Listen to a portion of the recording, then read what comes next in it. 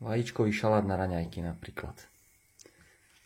Že tu máš 100 g majonézy, 100 g kyslých uhoriek, 8 vajíčok, sol, čierne korenie, 150 g kyslej smotany, ale také silné, 18% a jarná cibulka asi takto. To je zhruba na 6 porcií toto. Môžeš variť vajíčka na tvrdo. Z cibulky tú bielú časť nakrájaš na jemno úplne.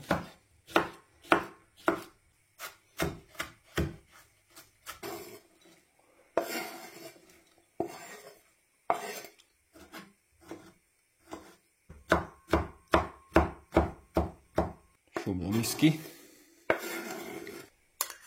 Majonézu, smotanu.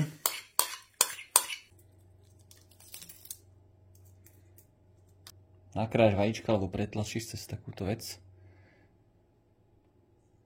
Posunieš, zatlačíš, posunieš. Koreníčko. Sol. Podľa chuti. A poradne premiešaš. Môžeš si spraviť hrianku, ozdobiť pažitkou a máš hotovo.